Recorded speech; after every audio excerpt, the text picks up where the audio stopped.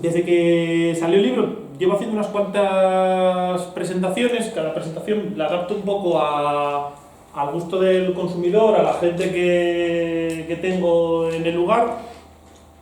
En otras presentaciones he optado por contar un poco las líneas maestras del libro. Aquí no lo voy a hacer porque me parecía que no tenía mucho sentido. Voy a hablar muy poco de Cataluña. También es otra decisión que tomé, porque creo que sabéis todos más de Cataluña y del PSUV, pues estando aquí Carme, yo creo que no tiene mucho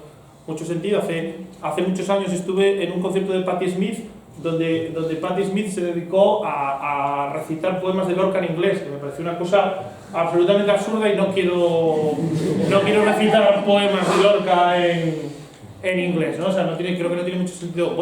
Evidentemente voy a referirme al SUC y me voy a referir a la cuestión nacional catalana, pero no va a ser el tema central, porque aparte supongo que de la cuestión nacional catalana habláis todos los días, o sea que hoy traigo otros temas. Entonces, más eso que hablar del tema del libro, quiero hablar de los problemas del libro. Entonces, del libro y de mi investigación he seleccionado cuatro problemáticas que voy a apuntar un poco aquí y a lanzar, y que yo creo que podemos tener luego un debate, yo creo que bastante rico e interesante sobre estas cuatro problemáticas que apunto. Una es la problemática del obrerismo.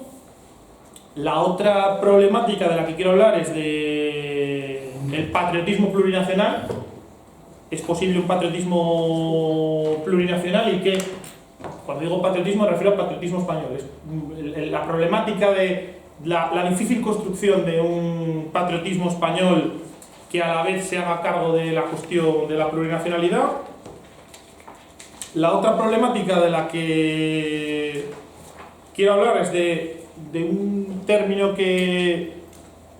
tomo prestado de... Las feministas hablan de disconfort de género, que me parece un término fascinante, y yo un poco lo que planteo aquí es el disconfort nacional, la relación difícil de los españoles o de la izquierda, quizá más que de los españoles, de la izquierda española con su identidad nacional y con sus símbolos nacionales. Y la cuarta problemática que quiero apuntar es la problemática del regionalismo. O sea, ¿qué pasa con la identidad de aquellos territorios que no tienen una identidad nacional? Ese lo voy a apuntar muy brevemente.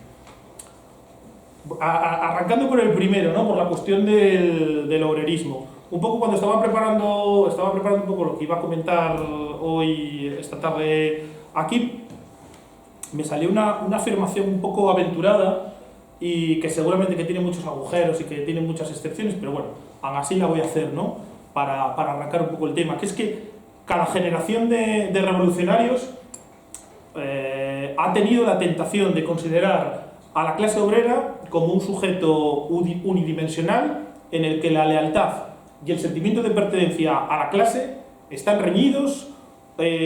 o son incompatibles con otras lealtades y otros sentimientos de pertenencia. Principalmente el sentimiento de pertenencia a la nación, pero también otros sentimientos de pertenencia, otras identidades, como puede ser el tema del género, ¿no? Yo creo que desde el verano pasado venimos arrastrando una discusión muy grande en torno al libro, ¿no? De Daniel Bernabé, de ¿cómo se llama? La trampa de la diversidad, que es un libro que para ser un ensayo político de izquierda, senacal, se ha vendido muchísimo, y donde, bueno, pues hay como un debate sobre el retorno de el verdadero sujeto de verdad revolucionario, que es la clase obrera. Entonces planteo un poco eso, ¿no? Que cada generación de revolucionarios ha tenido esa tentación de caer en una idea del obrerismo como algo excluyente, como una especie de ingrediente del plato que anula el sabor de los otros, o que de alguna forma no combina con nada, ¿no? Como si te pones, no sé, una prenda de una ropa con un color muy chillón que de alguna forma queda fatal con lo que te pongas, por poner así un ejemplo de una por casa. Entonces, creo, a eso es a lo que me refiero a obrerismo, ¿no? No a obrerismo como reivindicación de la clase obrera, sino al obrerismo entendido como que una especie de visión unidimensional de la clase obrera, como si la clase obrera únicamente, su único problema, por lo único que se define, es por la identidad de clase. El hecho de que tanto el patriotismo de Estado como los sentimientos nacionales de aquellos territorios que no tienen Estado, pero que aspiran a tener Estado o aspiran a tener formas estatales, tradicionalmente durante la mayor parte del siglo XIX y también la mayor parte del siglo XX haya estado en manos de la burguesía, de elementos conservadores, clericales o incluso pues, racistas o etnicistas, ha dificultado en muchos casos este diálogo entre identidad de clase e identidad nacional, ¿no? Y es lo que yo creo que en gran medida hace que en España durante las 3 primeras décadas del siglo XX el movimiento obrero y los partidos nacidos del movimiento obrero tengan grandes problemas a la hora de disputar las banderas nacionales, porque esas banderas nacionales, ya sean las banderas de los nacionalismos sin Estado como las banderas del Estado-Nación, son banderas pues eso, asociadas a valores burgueses, católicos, conservadores, militaristas o incluso racistas, que dificultan pues esa asunción, es entrar a disputar las banderas nacionales. En el caso del comunismo, que es una cultura política, un movimiento político que nace después de un trauma muy fuerte, que es el trauma de la Primera Guerra Mundial, es decir, el movimiento comunista nace en gran medida como reacción a lo que consideran, digamos, la traición nacionalista de la socialdemocracia, es decir, nace en gran medida como una reacción al chauvinismo de los partidos socialdemócratas que en la Primera Guerra Mundial hacen frente común con sus respectivas burguesías nacionales y apoyan la entrada de sus respectivos países en la Primera Guerra Mundial. La reacción, digamos, frente a ese chauvinismo, esa asunción de los valores patrióticos nacionales por parte de la socialdemocracia hace que el comunismo como reacción sea un movimiento político que se reafirma fuertemente en su obrerismo, que se afirma fuertemente en el internacionalismo, creando un nuevo tipo de organización, un nuevo tipo de internacional que no había existido nunca, que es la Tercera Internacional, que aspira a ser, no como era la Segunda Internacional, una coordinadora de partidos obreros nacionales, sino que aspira a ser ella en sí misma un único partido donde de alguna forma el centralismo sea la garantía de que los partidos comunistas no se desvían de esos principios internacionalistas. Hace eso, que tengamos un movimiento comunista que en ningún momento se plantea el entrar a disputar banderas interclasistas como son las banderas nacionales y que se reafirma en ese obrerismo tan fuerte. Pero al mismo tiempo que, como afirmaba al principio, cada generación de revolucionarios ha tenido esa tendencia de considerar a la clase trabajadora como un sujeto unidimensional en el que la lealtad y el sentimiento de pertenencia de clase está reñido con otras lealtades y sentimientos de pertenencia, creo también que cada generación de revolucionarios ha tenido que desaprender ese mismo dogma obrerista unidimensional y aprender a relacionar la clase con otros conflictos que se dan en el seno de la sociedad y que atraviesan a las clases populares, porque las clases populares no solamente se definen por su identidad de clase, sino se definen por un montón de cosas más, ¿no? Es el ejemplo que siempre pone en el libro, bueno, muy citado, ¿no? Que habla Hobsbawm en el libro de Naciones y Nacionalismo después de 1789, donde plantea Hobsbawm que las identidades nacionales no son como un par de zapatos, que solamente puedes ponerte dos al mismo tiempo, o sea que las identidades nacionales las identidades en los seres humanos se pueden superponer y los seres humanos pueden convivir varias identidades en nuestro seno, ¿no? La paradoja aparte que creo que se da es que a pesar de este origen tan obrerista del movimiento comunista como reacción al chauvinismo y nacionalismo en el que habían caído los partidos socialdemócratas a principios del siglo XX y que, bueno, pues que había llegado a su máximo, ¿no? con el apoyo a la entrada de los países en la Primera Guerra Mundial. Recordad la anécdota de que cuando a Lenin le dicen que le llega la noticia de que los socialdemócratas alemanes han apoyado la entrada de Alemania en la Primera Guerra Mundial, Lenin piensa que es una fake news, piensa que es un invento de la propaganda zarista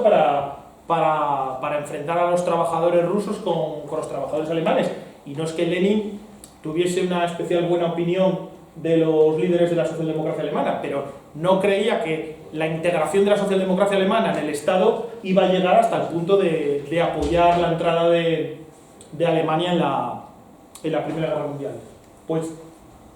la paradoja es que, a pesar de que el movimiento comunista nazca con esa afirmación o reafirmación tan fuerte en los principios del internacionalismo obrero,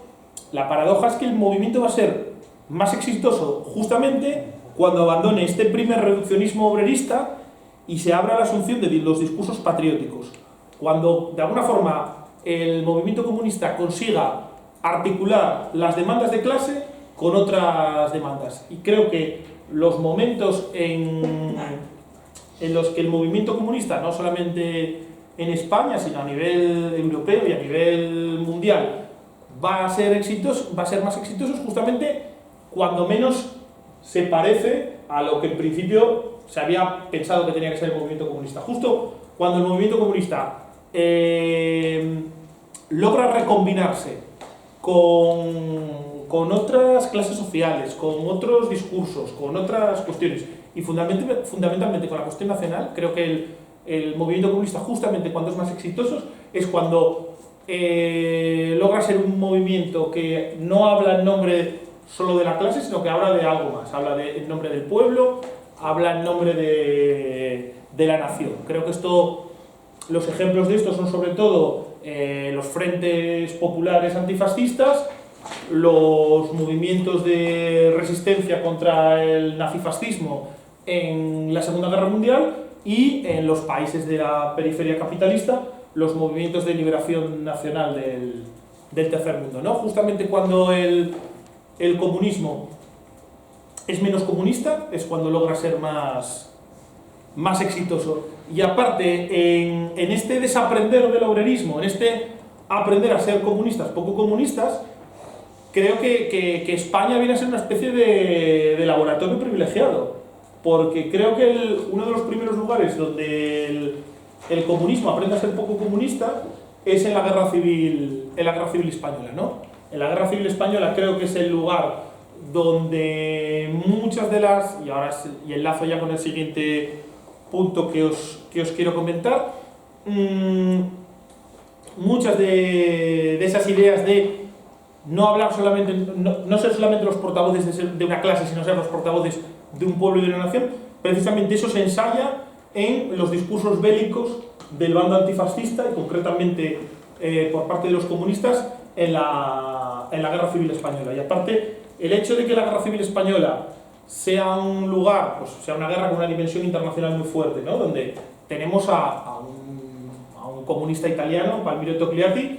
dirigiendo al Partido Comunista de España, realmente el verdadero secretario general del PC en la sombra durante toda la Guerra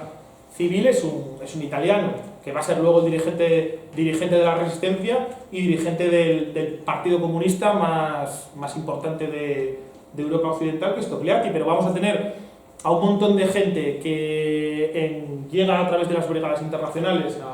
a España en la guerra civil, y que muchos de esos discursos, de esas retóricas, de esos elementos de propaganda, de esos imaginarios bélicos, antifascistas, patrióticos, populares, que se ensayan en la guerra civil, muchos de esos brigadistas internacionales luego se transforman en dirigentes de los partidos socialistas de sus países, de los partidos comunistas de sus países, dirigentes de las resistencias, y muchos de esos discursos bélicos patrióticos que se han ensayado en la España antifascista van luego a llegar a Europa, ¿no? Por ejemplo, probablemente la recuperación de héroes populares del siglo XIX, como por parte del antifascismo italiano, como es el caso de Garibaldi, pues se ensayan en el primer lugar, o uno de los primeros lugares, ¿no? Estoy aquí al lado de Steven, que le veo fruncir el ceño y a lo mejor me estoy columpiando, ¿no? Pero Garibaldi, ¿no? que es un héroe popular, cuya imagen va a ser luego muy explotada por la izquierda italiana después de la resistencia contra el nazifascismo y después de la Segunda Guerra Mundial. Uno de los lugares donde se explota la figura de Garibaldi como héroe popular que de alguna forma puede enlazar con el antifascismo es en la Guerra Civil Española. Tres apuntes muy breves, ¿no? sobre la tentación obrerista, esto que llamo la tentación obrerista, y que es una constante que atraviesa varias generaciones. En 1932 es la propia Internacional Comunista desde Moscú la que critica a la dirección del PC, con la que por otra parte se llevaba muy mal. O sea, desde Moscú tenían unas enormes ganas de cargarse a la dirección del PC en los primeros momentos de la República. Pues es la propia la crítica al PC por estar minusvalorando la importancia de los movimientos nacionalistas en la Revolución Democrática Española, lo que en aquel momento se define como la Revolución Democrática Española. O sea, digamos, haciendo una analogía con Rusia, se consideraba pues, que el 14 de abril del 31 veía ser un poco febrero y que ahora había que llegar a octubre. Pues son los comunistas desde Moscú los que le dan el toque a la dirección del PC y le dicen que está minusvalorando pues eso, la importancia que pueden jugar los movimientos nacionalistas como elemento auxiliar, como otro elemento más de debilitamiento del régimen y de pasar pantalla a una siguiente fase dentro de la Revolución Española. Esa tentación obrerista vuelve a producirse, por ejemplo, en torno al 68. En torno al 68, los partidos de la nueva izquierda radical van a ser muy obreristas y van a considerar que esto de las reivindicaciones nacionales es una cosa que aleja a la clase obrera de sus verdaderos objetivos y que de alguna forma es hacer seguidismo a la burguesía. En el caso, por ejemplo, de Cataluña, muchos de esos partidos de la nueva izquierda radical,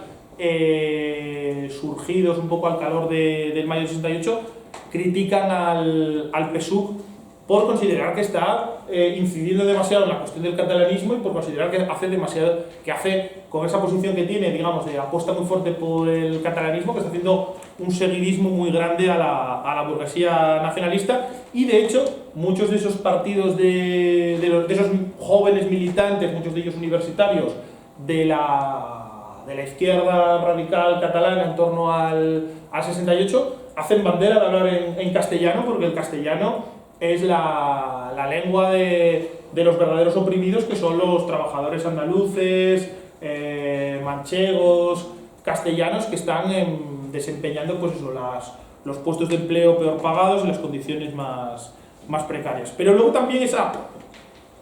tentación obrerista, y de eso hablo también un poco en los últimos capítulos del libro, reaparece, digamos, al final de la transición, cuando también dentro del PC, en torno al fenómeno de las izquierdas nacionalistas, donde una parte del partido apuesta por la confluencia con los nacionalismos de izquierdas y otra parte del partido más en torno a la dirección de Santiago Carrillo, la dirección de comisiones obreras y la vieja guardia, es muy defensora de, digamos, mantenerse un poco dentro de la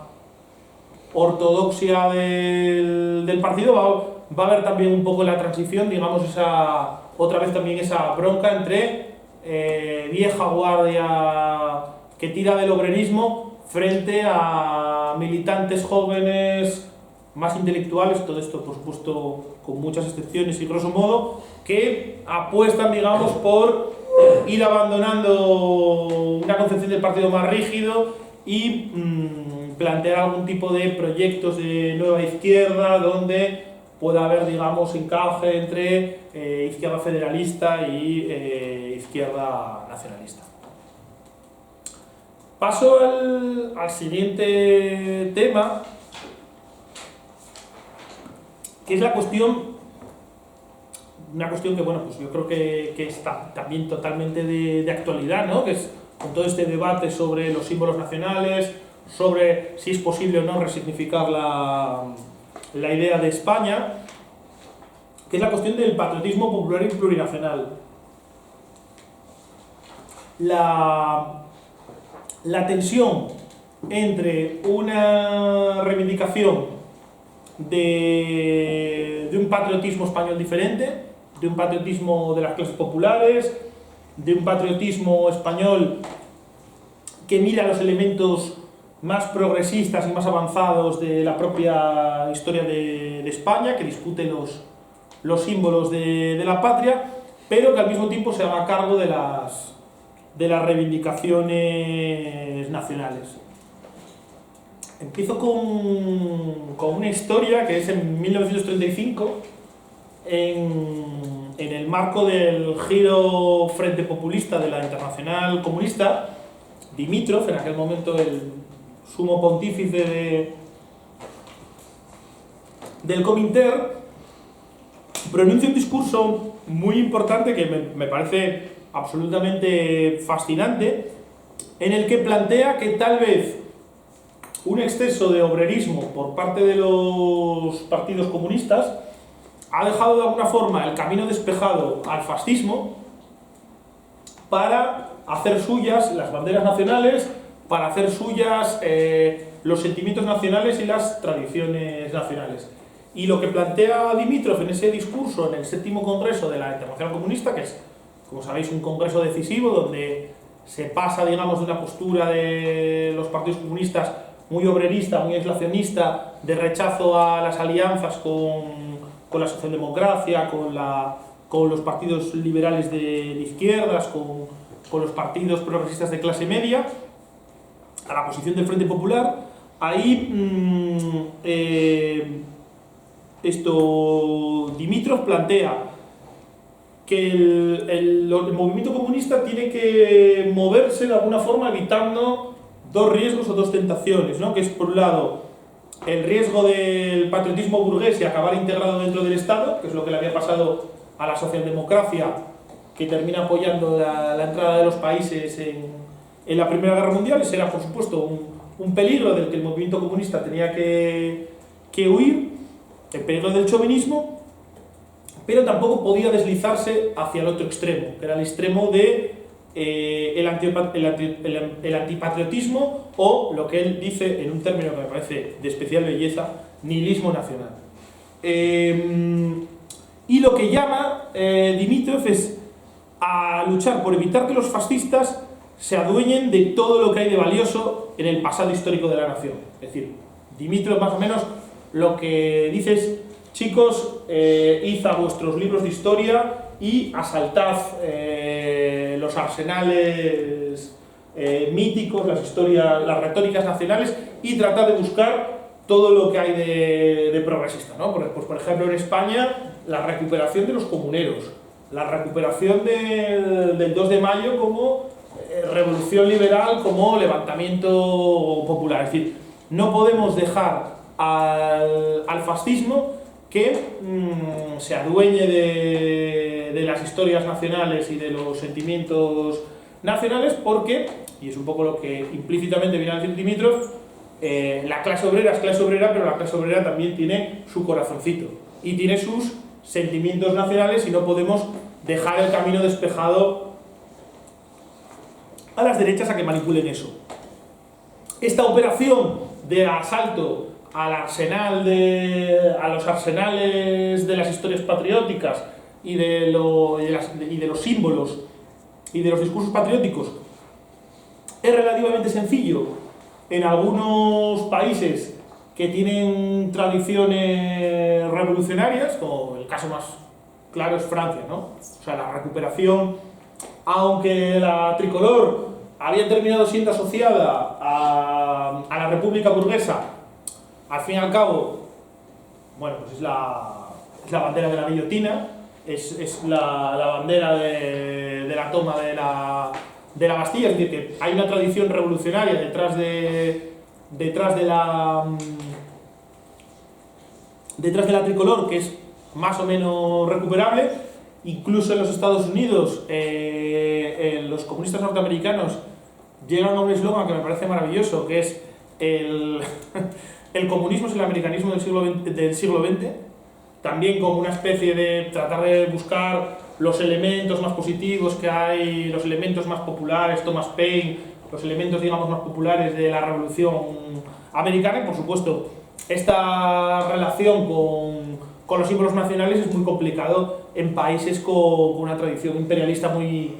consagrada, como puede ser el caso de los británicos, ¿no? Los comunistas británicos lo tienen realmente complicado para tratar de hacer algo con la Union Jack, que es una cosa que es bastante difícilmente resignificable. En el caso de España, esta operación frente populista de redescubrimiento y revalorización de los símbolos nacionales y del pasado nacional va a llevar a los comunistas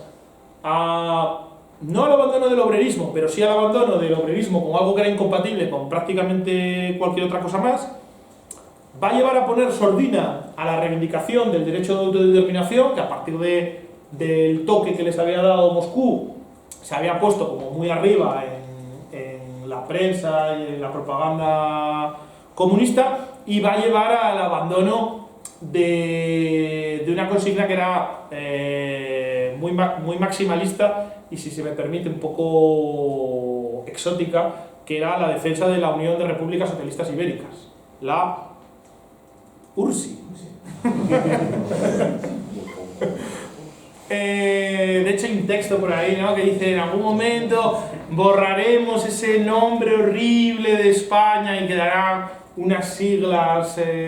magníficas y tal de URSI. Bueno, pues a partir del 75 y del viraje hacia el Frente Popular se abandona un poco todo esto que estaba como muy traca atrás, ¿no?, traído directamente de Moscú, ¿no? O sea, como si hubiese llegado eso,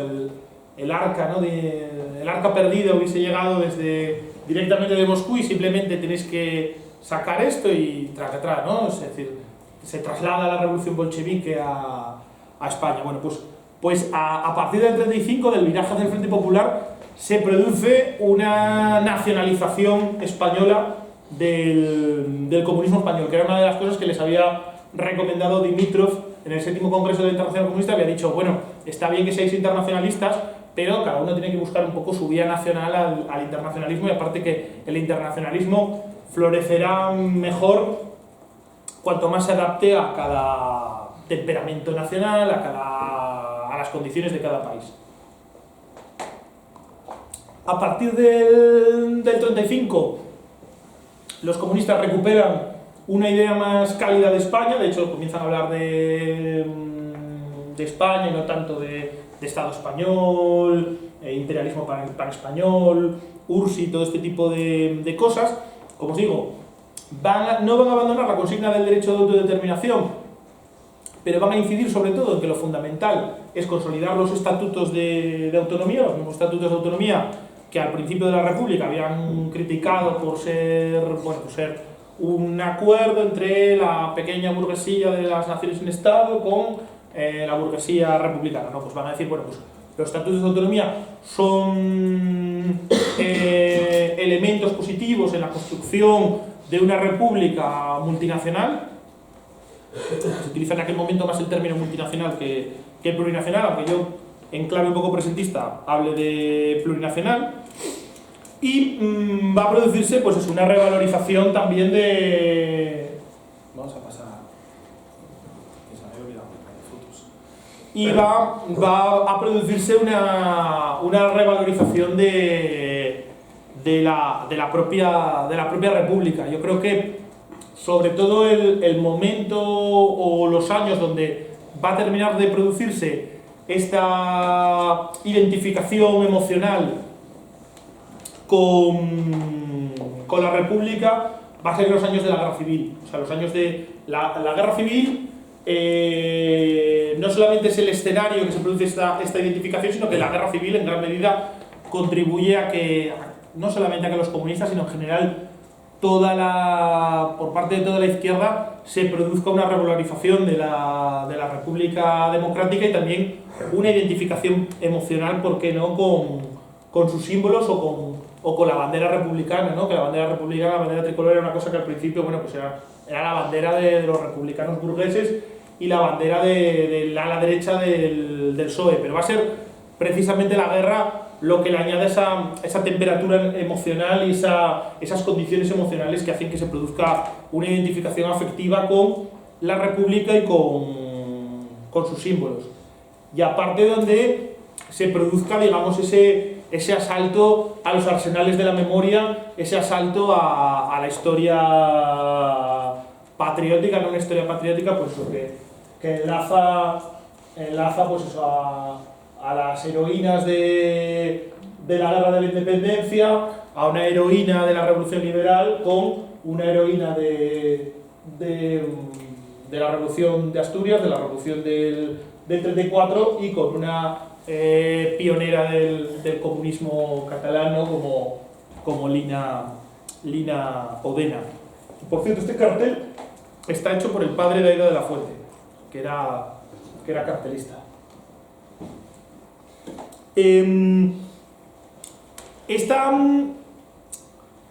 Bueno, va a ser desde el Frente Popular, luego por supuesto la Guerra Civil,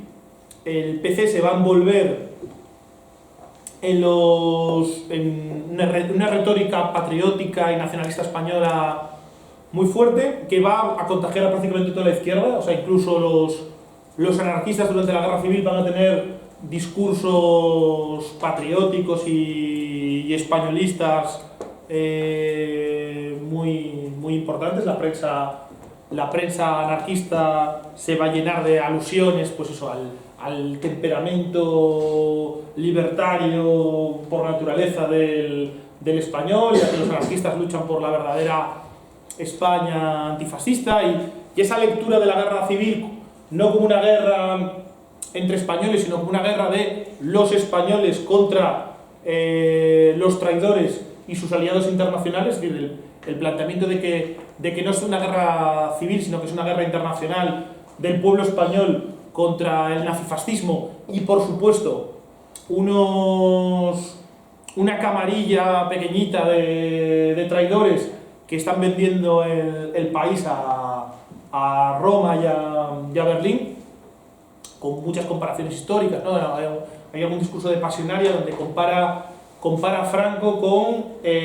los visigodos que abrieron las puertas a la invasión musulmana, ¿no? ¿Qué? Exacto, bien, gracias. Pues eso, ¿no? Que llegas a comparar, ¿no? O sea, aparte con la alusión también, ¿no? Porque también, ¿no? La invasión africana, o sea, hay todo un asalto a, pues eso, la recuperación de Numancia del mito de Numancia por Alberti, ¿no? Donde ahora los romanos que asedieron Numancia ahora son los fascistas italianos. O sea, todo ese discurso nacionalista español antifascista no solamente lo van a exhibir los comunistas, sino que todo el bando antifascista, seguramente con la excepción del POM, que no está dentro de la disciplina de la Internacional Comunista, y haciendo una alusión a lo que decía antes, se empeñan en seguir siendo comunistas a la antigua usanza, con un discurso muy muy obrerista y muy impermeable a todos estos discursos patrióticos nacionales. En todo caso, aunque durante la Guerra Civil, digamos, esos discursos nacionalistas, ese nacionalismo popular español, ese nacionalismo alternativo español, va a llegar al paroxismo, no era un discurso totalmente novedoso. Es decir, en gran medida, lo que hacían los comunistas era reciclar una cosa que ya venía de la tradición republicana, que era una tradición nacionalista española, patriótica, y también de una parte del PSOE. Ya el propio Pablo Iglesias, a principios del siglo XX, había ensayado con la idea de que el PSOE no solamente era el partido de la clase obrera española, sino que era el partido de la mayoría del pueblo español, y que de alguna forma los verdaderos patriotas eran los socialistas y no la burguesía que, por sus bastardos intereses, mandaba a las clases populares a morir en las guerras coloniales. Es decir, que ya había una tradición patriótica popular o patriótica alternativa en una parte importante de la izquierda española. La novedad de los comunistas con respecto a esos discursos patrióticos populares, patrióticos alternativos, que vienen del republicanismo y del PSOE, es que los comunistas van a añadir otro componente, que es la plurinacionalidad. Los comunistas van a plantear que se puede ser más patriota que nadie, o sea, el verdadero patriotismo es el antifascismo,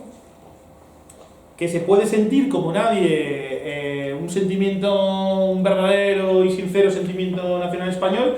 y que esa exaltación del sentimiento nacional español no está reñido con el reconocimiento de que España es un Estado plurinacional donde hay, junto al pueblo español o la nación española, hay otras tres nacionalidades, que son la nacionalidad vasca, la nacionalidad catalana y la nacionalidad gallega, que exigen un tratamiento diferenciado, y que aparte la República es la única que puede asegurar los derechos nacionales de esos tres pueblos.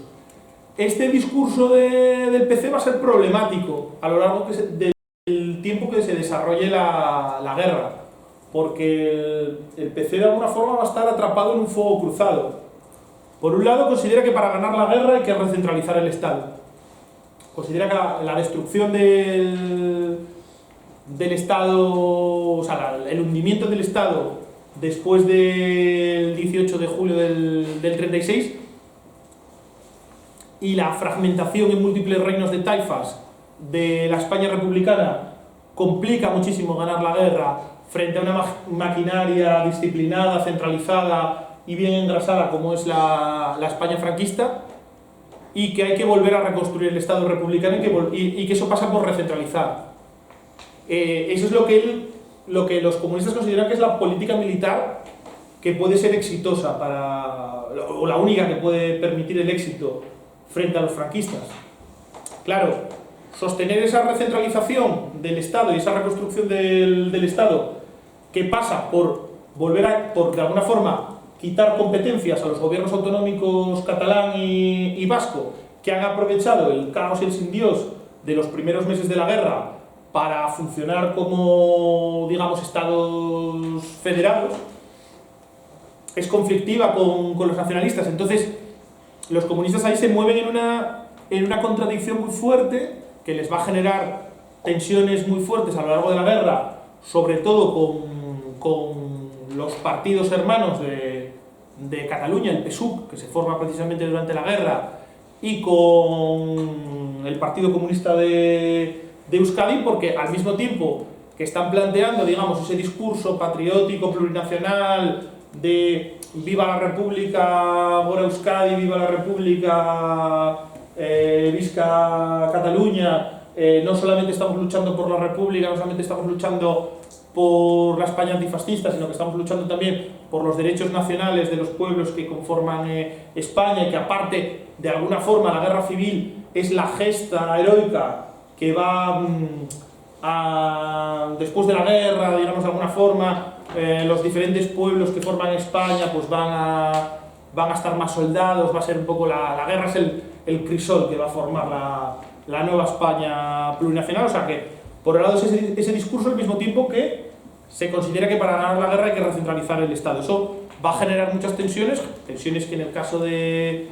Partido Comunista de Euskadi acaban con la purga de Astigarrabía, secretario general de Euskadi, y en el caso de Cataluña con una tensión muy fuerte entre la dirección del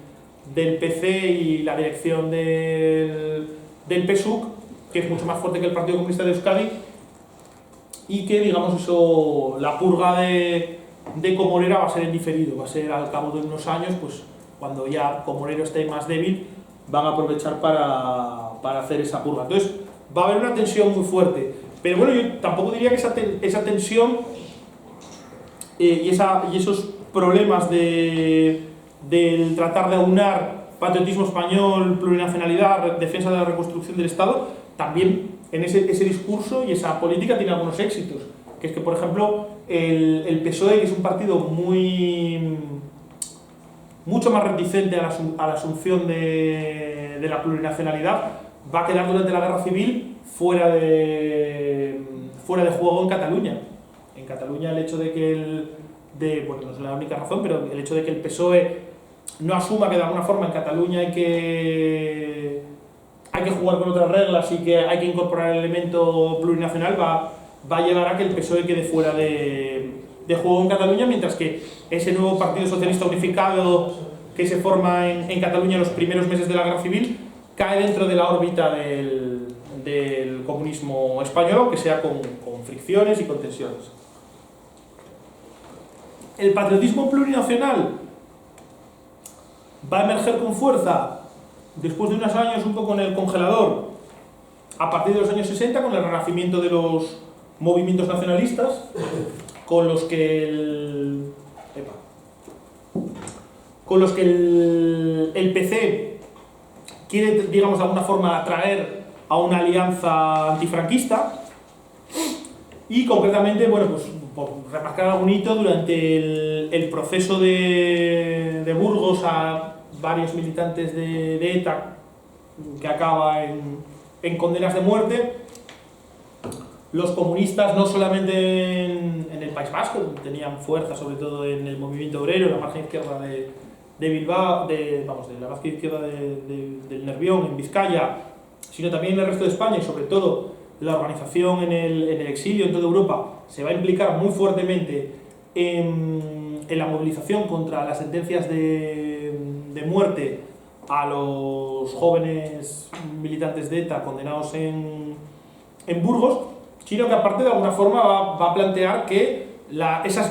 demandas de ese nuevo movimiento nacionalista vasco que está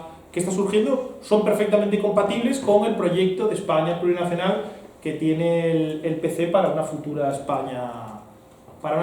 democrática. Sin embargo, el lugar donde esa alianza va a ser más exitosa no va a ser en el País Vasco, sino que va a ser, bueno, como todos sabéis, en Cataluña, donde el PSUC va a sentar las bases de un nuevo catalanismo popular, defensor de la coordinación con el resto del antifranquismo español y abierto a los inmigrantes, a los que no se les pide que renuncien a sus sentimientos de pertenencia para sentirse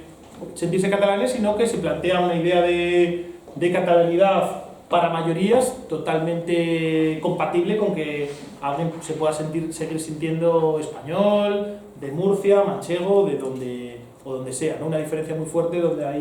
que hay con el caso de Euskadi, que si queréis podemos un poco profundizar luego en el debate. Y luego también la apuesta del PC por la plurinacionalidad durante el antifranquismo, va a también tener repercusiones en el resto del antifranquismo, porque va a convertirse hegemónica dentro del antifranquismo, influyendo tanto en el posicionamiento del modelo territorial del futuro Estado democrático, de los socialistas, de la izquierda radical, que como os planteaba al principio, habían sido inicialmente muy reticentes a la cuestión de los nacionalismos, que lo consideraban una cosa muy burguesa, y también, bueno, pues incluso de los sectores de la derecha democrática, ¿no? O sea, el planteamiento de la plurinacionalidad va a estar presente en todas las plataformas democráticas que se forman en la transición y en el tardofranquismo. Nadie en los últimos momentos del franquismo plantea una salida democrática del caso español que no asuma de una forma u otra la cuestión de la plurinacionalidad. Voy a ir terminando ya con un par de cosillas. Una es la del disconfort nacional, que es un tema que yo creo que puede dar bastante juego para el debate y que a mí me interesa bastante, que es que el monopolio de lo español por parte del franquismo durante 4 décadas va a generar una relación difícil con la identidad nacional por parte de las nuevas generaciones antifranquistas. Los viejos que habían vivido la República, que habían estado en la Guerra Civil, no tenían tanto problema con eso, porque tenían muy interiorizada, pues eso, la España. ¿Qué es España? Pues la España de la República, la España antifascista, ¿no? La España de los carteles de apoyar la España, ¿no? O sea, España casi como sonaba en Europa, ¿no? En el momento de la Guerra Civil, como sinónimo de antifascista. Pero para los jóvenes que se forman en la educación nacional católica, que se forman con la televisión del régimen, la relación con la identidad nacional, con una identidad nacional tan ligada o tan manoseada por el franquismo durante 40 años, pues es una relación difícil. Este monopolio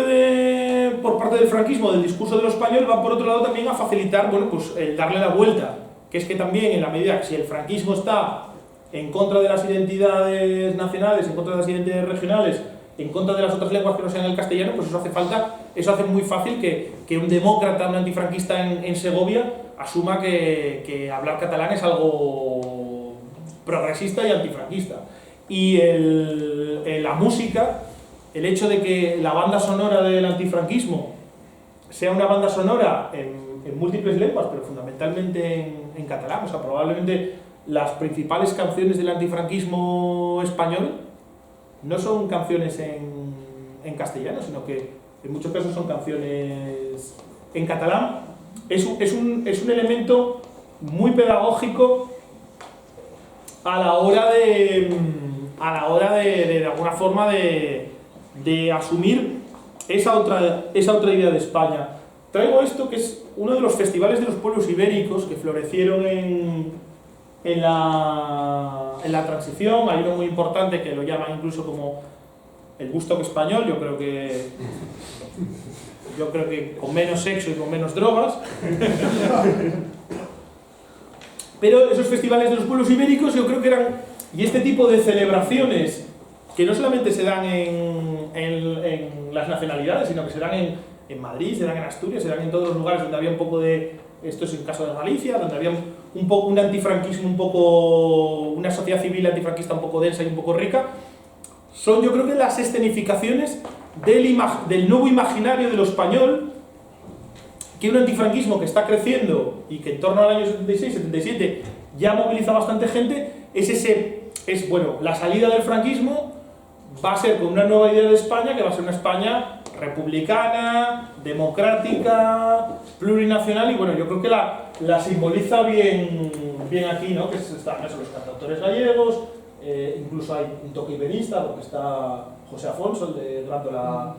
Vila Morena, está Marina Rosell, tal, e incluso está ahí un joven que lo conocéis, ¿no? Es Morente.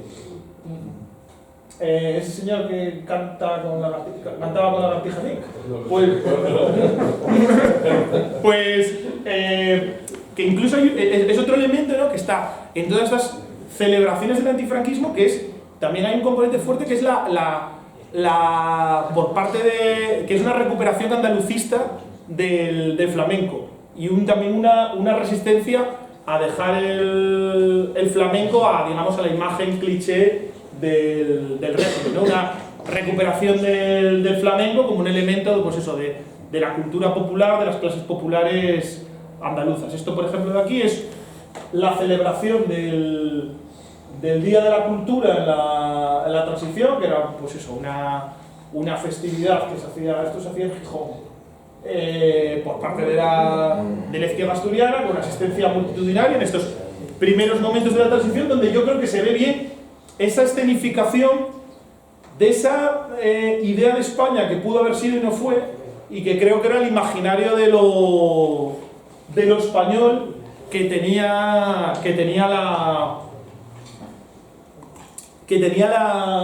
la izquierda. Yo creo que prácticamente, la mayor parte de la izquierda, yo creo que en prácticamente toda España, ¿no? Donde las banderas autonómicas, bueno, de lo que posteriormente serían las autonomías, ¿no? Las banderas, en aquel momento se diría de las nacionalidades y regiones, algunas con más solera y más tradición, otras pues de impronta más novedosa, como es el caso de la asturiana, se entrecruzan con las banderas rojas de los partidos políticos, con la bandera republicana. Haciendo la tesis, le hice una entrevista a Muriel Casals, que, bueno, cuando hice la tesis ella ya era independentista y yo creo que era la presidenta de Unión Cultural, que me regaló una anécdota maravillosa, vamos, de las mejores entrevistas que hice, que me contaba que cuando había nacido su primera hija, o su primer hijo, no me acuerdo ahora, invitan a los amigos, o sea, eran progres y entonces no bautizaban, pero querían hacer una celebración. Y invitan a los amigos y regalan a todo el mundo, que se lleve todo el mundo un recuerdo, y les regalan una bolsa de peladillas. Típico catalán, ¿no? Y la bolsa de peladillas ponen una cinta que es una señal y la tricolor. Es decir, y yo creo que un poco simboliza bien un poco ese imaginario republicano, democrático, plurinacional que tenía la izquierda a banda sonora de, por supuesto, canción en diferentes lenguas, que tenía, yo creo que gran parte de la izquierda en los primeros momentos de la transición, y que se cierra, bueno, pues por las propias correlaciones de fuerzas de la transición, y ahí es donde entra lo que yo planteo como el disconfort nacional, que es esa...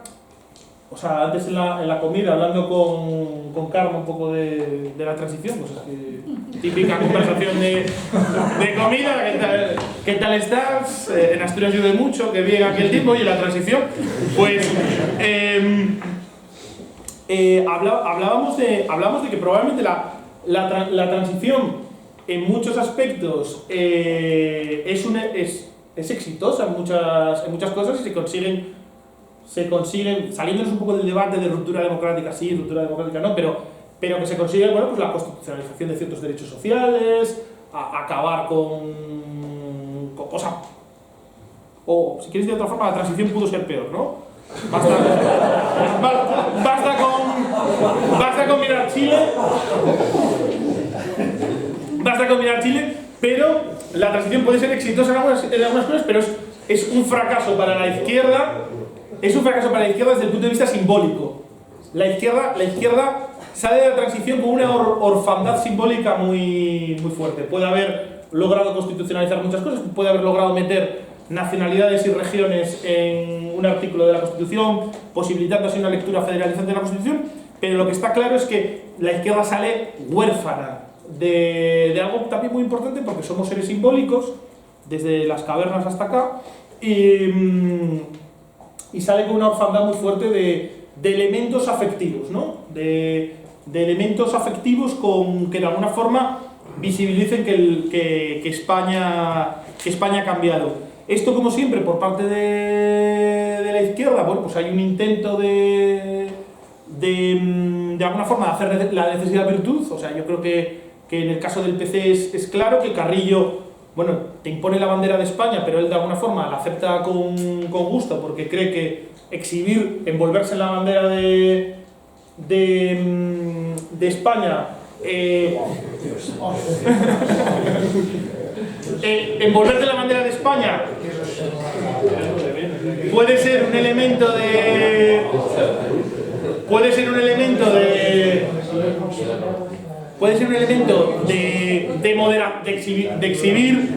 exhibir inmoderación y transversalidad, pero es una bandera muy difícil, a pesar de que de alguna forma simboliza un nuevo Estado democrático parlamentario. Es una bandera que tiene connotaciones demasiado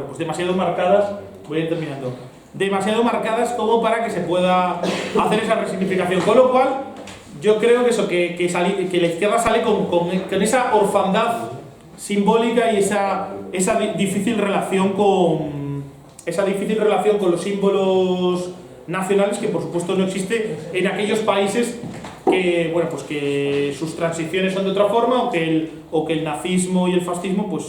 pues acaban en la Segunda Guerra Mundial con las armas, ¿no? A pesar de los esfuerzos por construir, sobre todo a partir del año 78,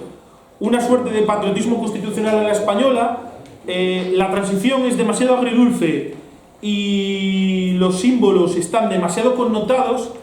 como para que puedan tener el grado de adhesión por las izquierdas que tienen las banderas de las resistencias antifascistas en Europa.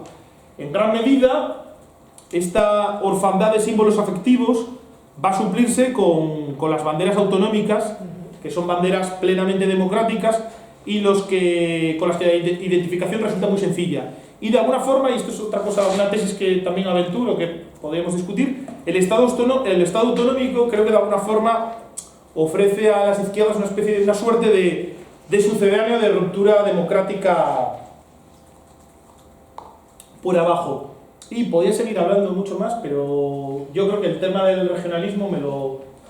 si queréis me lo guardo para... No, me lo guardo si queréis para el debate. Pues ya ha empezado el debate, ¿no? Para el debate, ¿no? No, que... Ha empezado el debate, habla de Ha empezado el debate y habla de regionalismo. Ah, sí. Vale, bueno, pues planteo una cosa más que a lo mejor es un poco más desconocida, que es en la configuración del Estado autonómico. Creo que hay una cosa que pocas veces solemos tener en cuenta, que es que en aquellos territorios, en aquellas regiones donde no hay tradiciones regionalistas o nacionalistas significativas, es la izquierda en gran medida la que abandera esos procesos de recuperación, no, porque no se recupera ninguna autonomía, de construcción autonómica, con lo cual el Estado autonómico, que empieza a ser como una cuestión al principio fundamentalmente instrumental para, digamos, buscar un encaje sobre todo a Cataluña y a Euskadi, y en menor medida a Galicia, donde había una tradición nacionalista y que había tenido sus estatutos de autonomía en la Segunda República. A medida que avanza el franquismo, los comunistas, y no solamente los comunistas, sino gran parte de la izquierda empieza a reflexionar, bueno, ¿y qué pasa con los otros territorios, ¿no? ¿Qué pasa con lo que no es una nacionalidad? Y es en estos años, sobre todo yo creo que en los años de la formación de la Junta Democrática, de la Plataforma de Convergencia Democrática, que cuando las plataformas democráticas comienzan a extenderse por el territorio español, cuando también las izquierdas empiezan a hacerse este planteamiento de qué pasa con el problema regional, y donde empieza a plantearse, bueno, pues que el Estado de las autonomías o la cuestión autonómica puede haber nacido en principio para ver cómo se encaja la cuestión de los territorios con identidades nacionales alternativas a la española, pero que también puede ser una buena solución o puede ser una buena receta para afrontar los problemas de un desarrollo español muy desigual, que había provocado grandes migraciones y la convivencia de territorios con una industrialización muy avanzada con otros territorios, como puede ser el caso de Extremadura. Por eso traigo la portada de este libro mítico, ¿no?, de los estudios regionales, que es Extremadura saqueada, un libro de Ruedo Ibérico, donde se plantea, bueno, pues en estos territorios donde no hay demandas nacionales, también puede ser interesante la autonomía como un elemento de desarrollo endógeno y como un elemento de ayudar a corregir los desequilibrios territoriales de España. Hay un planteamiento en esos años que es interesante, que es el del regionalismo de clase, y plantear la autonomía sobre todo en términos económicos. Y esto es